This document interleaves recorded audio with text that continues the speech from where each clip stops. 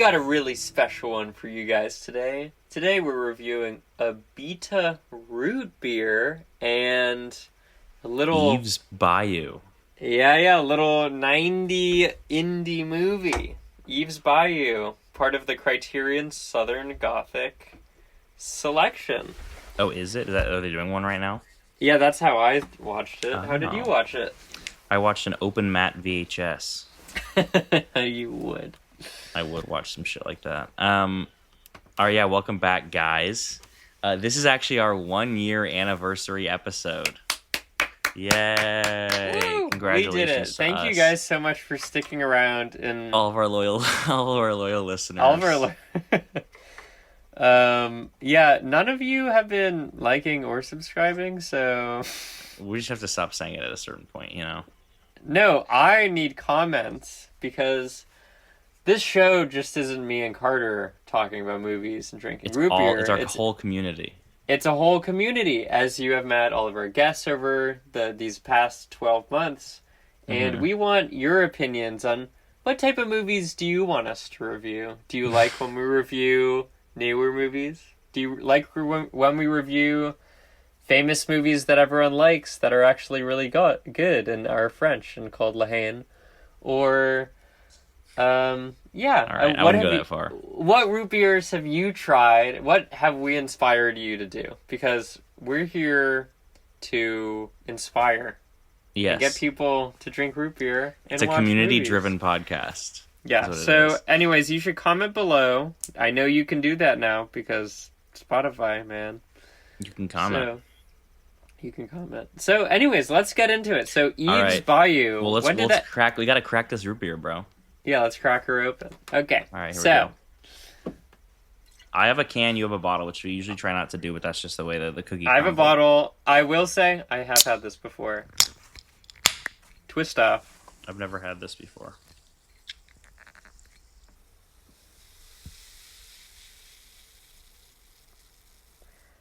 I just got some great sounds. Okay, cheers. Okay, sweet. Cheers.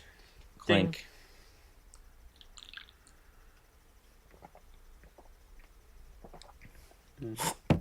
Ding.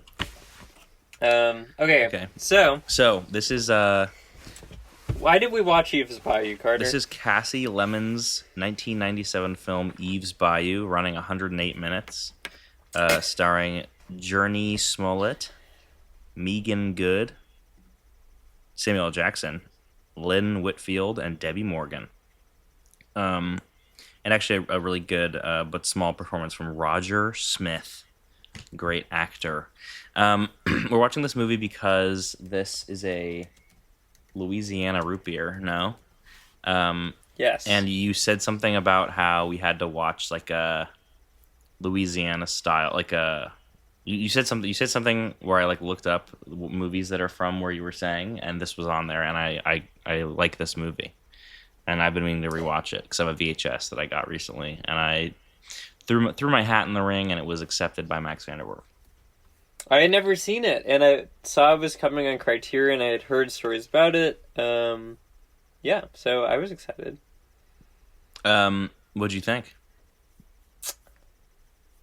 So, I'm going to preface this with two things. One, I don't think it's a movie for me. I don't think it's really a movie for either of us. I think I had read your past Letterboxd review that you heard about it as a horror movie, and then I was reading stuff, and it is listed as like some people see it as this like gothic horror thing. It's not really there. It's just a coming of age movie, you know, and then there's all these ups and downs. But yeah, it is not. It certainly is not a horror movie. It's very strange to me that it's categorized as one. Yeah, and I think guess there are horrific elements, I suppose, in terms of like spoiler warning, like when we get to like the voodoo stuff and like the idea that you've cursed your dad and like trying to stop it and like, you know, like all that stuff is like I guess it's like spiritual horror, but like it's not a scary movie, you know. Yeah. And it's like things that are different to like a white audience is not you know, crazy for people that are actually from this, you know, spirituality and region. So it's going to be hard to review in that way because if I was someone from the South, and not a white guy from Massachusetts, and I grew up in the 90s and saw this thing, I would be like, ooh, this is... It brings to mind things that I can connect to this, and I just don't connect to it. There's not a sentimentality that I bring to it. There's not a... It's just a movie, and I think for it being just a movie, it didn't do much for me. I knew where I was going to go because it says in the beginning of the movie what's going to happen.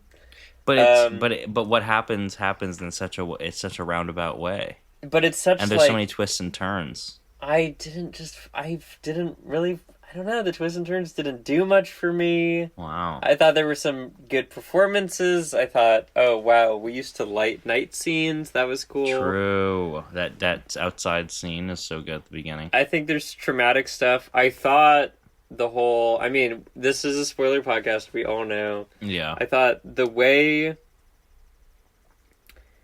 the interconnected family stuff between the kids and Samuel L. Jackson, the father, was very interesting. I also thought entering it from like a little girl's perspective, there was not much of a relationship with the mom, but there's a lot of relationships with the aunt. And obviously that's, to me, is the greatest performance of the movie from... the spiritual woman? Debbie Morgan. Yeah, the woman who can like see people's... Yeah, features. And then when Vonda Curtis Hall shows up with the long hair, I was like, oh, this is cool. And whenever there was a scene and it was using mirrors and her and like recollection, I thought that was really well done, especially the for black the 90s. The high contrast, like weird, like bedroom with like a green screened out. I don't know how they did that. There's that one vision scene where it's in black and white and there's like someone in a room, but like the background is somehow like footage of like a train window or something. It's really crazy. I don't know how they did that. Yeah, or when she's talking about her husband that was killed, and then she's like looking in the mirror reflection and then enters the scene. I thought that was just really well done. Well, he also did that when she was describing to the older sister was describing what she actually saw. Yeah, and it like pushes in on her being there. I don't love the older sister. I think the movie kind of hinges on her performance because by the end, you don't like her performance. I wasn't super sold. I think they're both so good. The little girl is so good. Yeah, Journey, and then the brother, who I'm looking up, Jake Smollett. Yeah, I loved their back and forth. The like two youngest kids. Yeah, and how they interacted. That's what I connected to most from, I don't know, as like a kid, bringing myself back to being a kid. Yeah. You have siblings? Yeah, I have an older sister. He's very much like the older sister in this movie, which means we don't. There you go. But I don't know. It didn't honestly do much for me. Damn. I think if it was I think it's very cool. I was doing some research that it, was the highest grossing independent film of that year. Yeah. And, it is truly an African American story directed, created by... Yeah. It's such a distinct glimpse as a period piece, but also from like a 90s indie perspective. Yeah. I think this is a thing that would come to you in film school, and it's good to read into it. But honestly, for me, it left a lot to be desired. The viewing experience leaves something to be desired. Interesting. But there's a lot to respect. It is very great. It's one of those things that was a bit of a miracle movie, maybe. It being made and being out and being the way it is. Wouldn't really happen today unless the person had, Cassie Lemmons had like crazy pull somehow. And then they would make such a bigger thing out of all the beats if it was made now. Yeah, it's like I think it's a really good like melodramatic as you said, like this, I don't relate to this in nearly any way. I'm from Oregon, and I'm just kind of like a white guy who didn't have a very interconnected family. Like my extended family, it wasn't like we saw each other like a few times a year or whatever. But I feel like in this movie, there's a very very solid community they have, their entire family, you know, and they all like interact so often and have these like parties and such. And also I've never spent any time in the South, and I don't know anything about like the Gothic genre and stuff. So it's like, to me, it's like, this is something that I've never seen anything like, and it is sort of like you say, it is a tad generic in the way where it's like, it is kind of just like a movie from the 90s. But I think it has so much about it that's interesting individually, and on a level of like, oh, I don't know anything about any of the stuff that's happening here. Like, I don't have any touch point for like any of this, and I'm learning things while I'm watching this. And like, I think it's quite well crafted. I think it looks really nice, and the lighting is really good. And I love that the train scene at the end is also very well lit. I like the way it looks. Yeah. And I don't know, I just think it just like works as a movie. Also, I think that the sort of twist, I guess you could call it, it was interesting when they play with that. Yeah, okay, I think that's really great, not only in like a narrative sense, but as like a, because things like that are really like what's the word for this? You know, like our memory is not so great, and like I feel like a lot of things like that can go either way, and it's like confusing, especially if you're a young girl. Like, no matter what happened, like you're being taken advantage of, and like not knowing exactly how to like describe it to someone, or like remembering it correctly, or you know, like I think it does a really good job of like portraying this like fragmented memory of hers, and like the fact that like she wasn't lying per se about it. That's how she felt, but then like it wasn't that, maybe, but it doesn't really matter. Yeah, but it's also told from his perspective too. Yeah. So but then when she comes to her sister at the end and she just says that, she's like, yeah, that is sort of what happened, but I don't fucking know. You know, like it's so because I feel like in any other movie, trauma. In any other movie, this would be handled in such a straightforward way, where it would be like a twist where it's like he sexually assaulted his daughter, and then the movie ends and it's like, and now Goody's dead because this happened. Like, it would just like stop there. Yeah. But I think it's really interesting that this movie goes further in the sense where it like has a, I think it says something nice and kind of important about, you know, this topic of like incestuous assault maybe, and like that type of like that type of thing that does happen, you know. Like, I think it has a very interesting stance on it, and it portrays it in a way that's interesting to me, rather than I feel like how normally topics like this are presented in films. And so I think, like, you know, I think it's just well made. It's a great time. I have seen this in 35 millimeter, and it looks very nice. Mm-hmm. Like 3 or 4 years ago, and I hadn't seen it since. I watched it one time. I've seen it. This is my third time seeing it. And yeah, it's just a good movie, man. It's not, you know, I don't think it's groundbreaking. I don't think it's the best movie ever made, but I think it's quite good. And like, you know what's interesting is as it was going, there's such a distinct language to it, the way it is representing these people, and like education, and how they're like, you know, referencing Shakespeare and all this stuff. But it feels like such a play, and to read that it was thought of as a screenplay and this was always going to be a movie is very interesting, because as you're watching it literally just feels like a fucking play. Yeah, I thought was an. Why haven't they made a play out of this? Maybe they have. I don't know. They should. It would really work as one of those. It literally would. But so I thought that was very interesting, and it's just like, it's a good cast. It does all this stuff. I was just left feeling it's doing work. Oh yeah. Yeah. I don't know. It just it there's a lot to think about, but I'm not. There's some movies where it's like, okay, there's a lot to think about and walk away with, and I'm not. It. I don't know. It's just not bringing. I think it does too its much job to me. as like an indie. It does its job. Yeah, like I watched it and I was like, oh, interesting. And like for a few minutes after, I was like, oh, this is like something to think about. And then I went on and I haven't thought about it since, But in that way, I think it works as like as a movie that like, I went and saw it in the theater and I was like, oh, that was great. And then I went home and I did other shit, It's like that way. It's like I was gonna say it's not much of a thinker, but I think it is in the way where like I like the ending so much, but like it's not something that needs to be maybe reviewed on a podcast. Oh, you know what I was very interested emotional wise was when they foresee that someone is going to get hit by a bus. And so all the kids have to stay inside. Oh, yeah. And then they find this fucking kid gets killed by the bus, not one of the kids, and they are celebrating this. And then the grandmother brings up, like, you should not be celebrating. Someone just lost their child.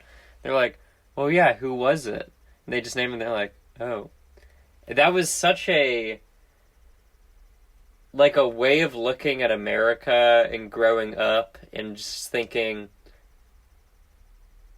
to be free is to escape someone else's suffering, And I thought that was such a interesting thing that I haven't seen in a very long time, and I've definitely never seen it presented in that way. And I thought that was a very interesting scene. Also, it's interesting to discuss and like observe that Samuel L. Jackson is this very problematic person, and the way he's like, I am a superhero, let me be a superhero every once in a while. I thought that was a very interesting quote. Mm-hmm. And that it's like, even though he's doing all these bad things, he's never like a terrible parent to the family, except for, his kind of interactions. But he's like always so close with her that this is the older sister I'm discussing. That it's maybe he's so close with her because he's trying to make up for the problem in the past, or there's a lot of things to talk about. Yeah, I would say I feel like he was, in the sense that he was cheating on his wife every day. I would say he was maybe not a great father to his family, but then like also like being, I think clearly he didn't need to be out as much, like be absent as much as he was from like he would be like leave dinner or like whatever, like he would. And like clearly he didn't have to do that because it was to cheat, to like have sex with these people, rather than do his job. So I feel like the it's like under like the impression that he's doing his work and that he's like just busy and that's like his fault or whatever, or not his fault or whatever. But it seemed to me at least that it was sort of his fault. Like he was choosing to spend a lot of time not at home, 100%, to get some snatch. And so I think in that, I think that's like I would argue, not a great family man.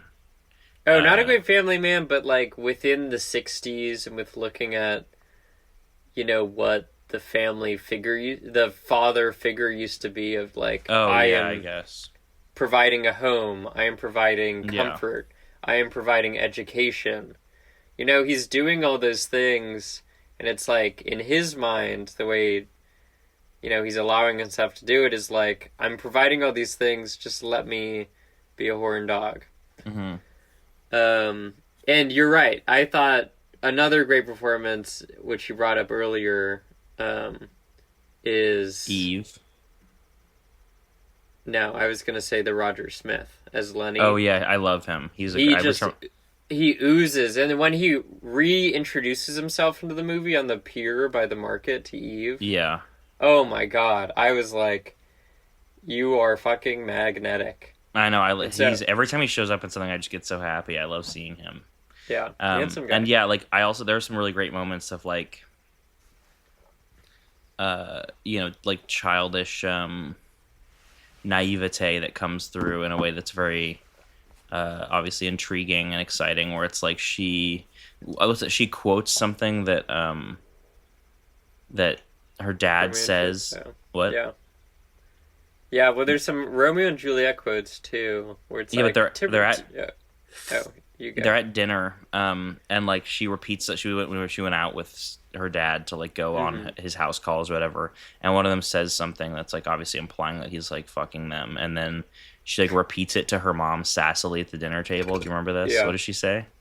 I don't remember. I forgot, but yeah, remember she's like, oh well, daddy needs a blah blah blah, and it's like it's so like ooh like you don't know what you're talking about, and it immediately causes like such concern, and then obviously the things that I guess it's the older sister when she's purposely trying to cause problems later when she's like, oh, isn't why your wife comes home late? No, like at the market, and like those are so like, oh, they really got me because it's like obviously it's this young girl being like, your wife is fucking my dad, and it's like, oh, like damn. She's getting in there. She's pissed. Yeah.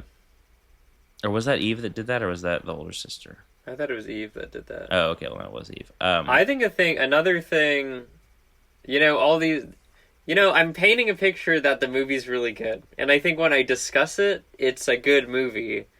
To me, left a lot to be desired.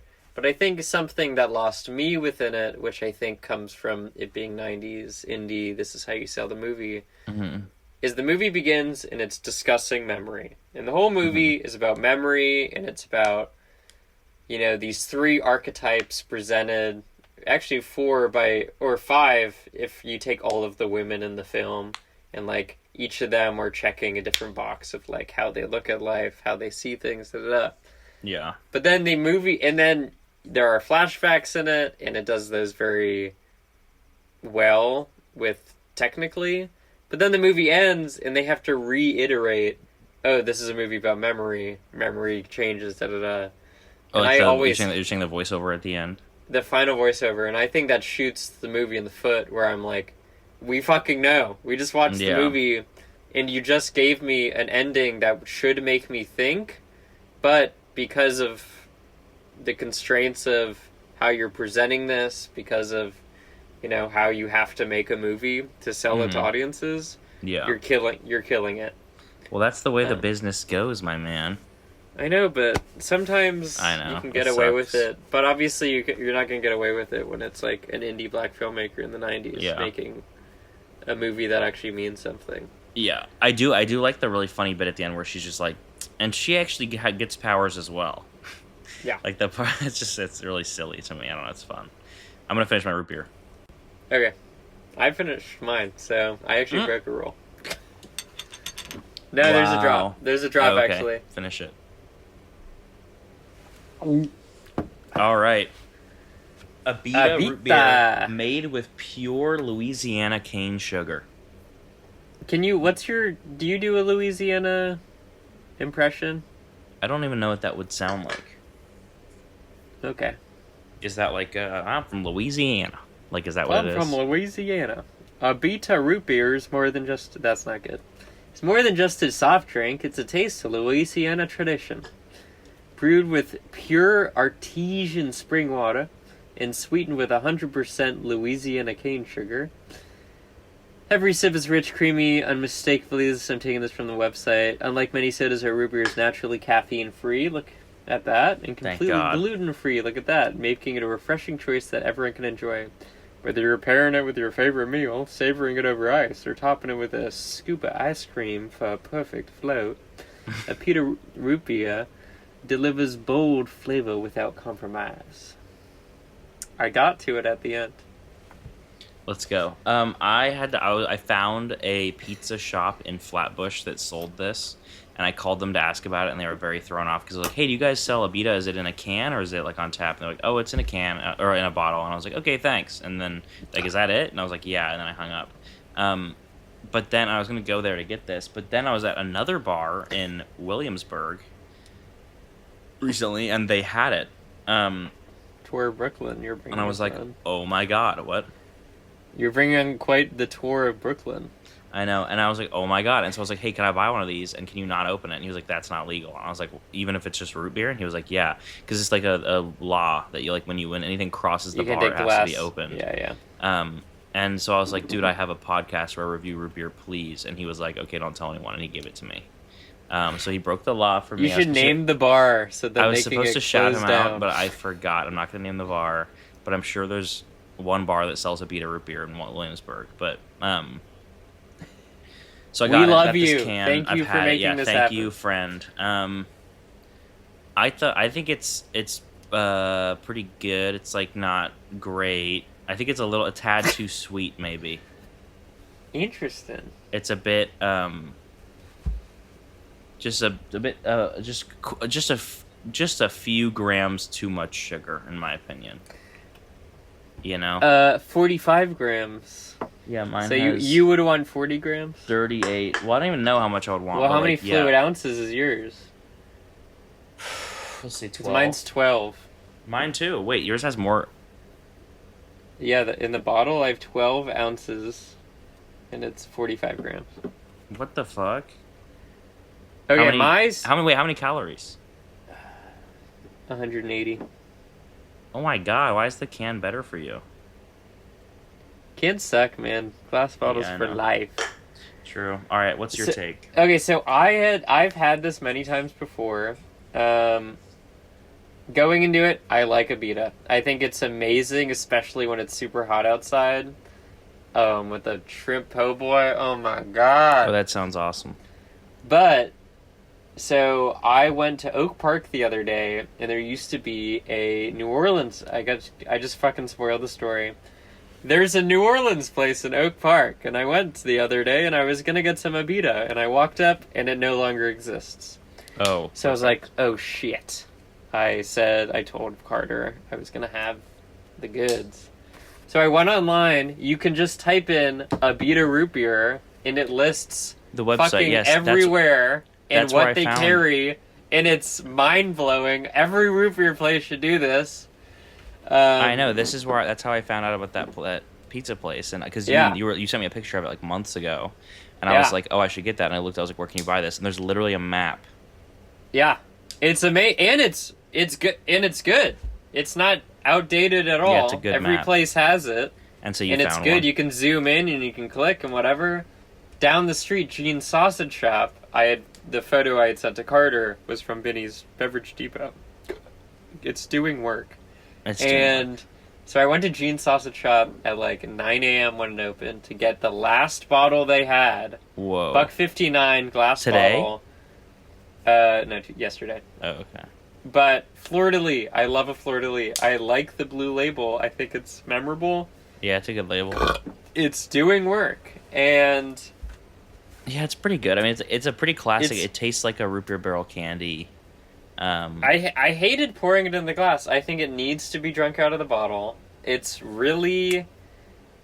doing work to my insides. Whenever I drink this, I burp it up. And I'm burping it up right now. That's fire. I don't think it would make the best root beer float. I think it would have to be dependent on what ice cream you put into it. Well, is there anything other than vanilla, or you mean like the brand? The brand and like a quality, the amount of vanilla. But yeah, you can definitely taste the cane sugar. One of my favorite things ever is just chewing on sugar cane, and it brings me back to that. I think I'm gonna give this a higher rating than you. Yeah, but probably. I thought this was one of the more underwhelming ones I've had because I'm inside. It's rainy. I don't have a lucky. shrimp. Oh boy, it's warm here, and we actually have a special. Oh my god! Oh my god! Oh my god!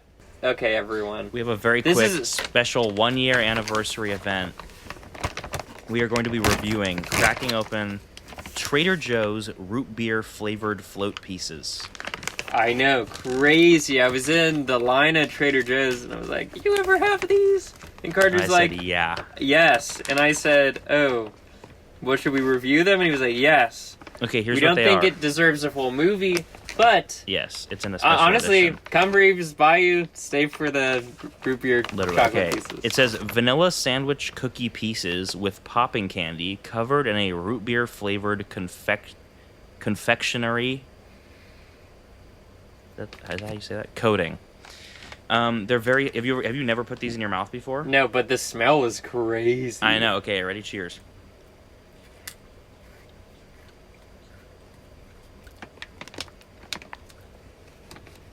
These are fucking good. No, that's what it's all about. You got to put them in the fridge. Yeah, these are a little melty. They kind of give Tim Tam vibes. If you've ever had a Tim Tam Slam. No. I recommend. Australian. Okay. It is ridiculous It is ridiculous they get it to taste so much like root beer. You know? And also make it taste good. Oh. The shape is a little weird. I'm gonna say that. Well, yeah, they're all these got all melted together. I need to put these in the fridge. They're all weird anyway. Yeah, get these. If you're Yummy. like really into giving yourself diabetes. No, I'm sure they're not good for you. It's not that 13 grams of sugar for 4. Okay. I don't have one last one. I love these. It's like a bit of a. It's like a vanilla cookie, like a vanilla it's like a vanilla wafer. Yeah, vanilla wafer with like just covered in root beer flavored chocolate. It's so strange. I think it might be the best root beer flavored candy I've ever had. Really? Which might be. Well, I mean, what we're comparing it to the fucking little barrels that suck. I love a root beer barrel. I did as a kid, but this is way better than those. I actually have a large cachet of root beer flavored candy for you that my mom sent me. I thought you hated cachet. Ha. All right, let's review these things. Okay, Eve's Bayou. I'm gonna give it. Because it's not bad, I just didn't love it. I'm gonna give it 2 root beers out of 4, I guess. Okay. Maybe like 1.9. I'll give it 1.9. Perfect. Your turn. What are you gonna give Abita? We'll do a bing bing bing. Oh, okay. I'm gonna give Eve's Bayou with 3 out of 4. 3 root beers out of 4. Great movie. Not perfect. Not mid. Just right in there, right between mid and perfect. Oh, there were some moments that were the score kind of bummed me out sometimes. Goosebumps. It reminded me of the Goosebumps show when they're like, ah! And they're running and it's like, doo doo doo doo doo. I've never seen the Goosebumps show. Holy shnikes. And then you go Abita. Abita, I'm gonna give. I'm not gonna try to outside. This is today 2.8 reels of film out of 4. Okay. I'm kind of struggling on this one because like it. I wish I had bought a 4-pack. It's also because it's much better than Captain Eli's. I'll tell you that much. Oh my god. I'm gonna give this one also a 3 movies out of 4. Oh, pretty good root beer. Yeah, it was. I didn't like it so much. It's a little sweet, but like I was thinking about my experience drinking it. And it was like I kept going. I finished it quick and I had to stall. I did, and I was worried. Yeah, it was sometimes so we have a root beer and it takes a while, and this one was like I would take a sip and then immediately go back. Yeah, I wanted to hold on to that thing instead of keeping to put it down. Yummy, yummy, yummy. What are you gonna rate the root beer flavored float pieces from Trader Joe's? On a scale of 1 to... Oh my god. A scale of 1 to 4 real grocery stores. Oh no, you have to give it short films.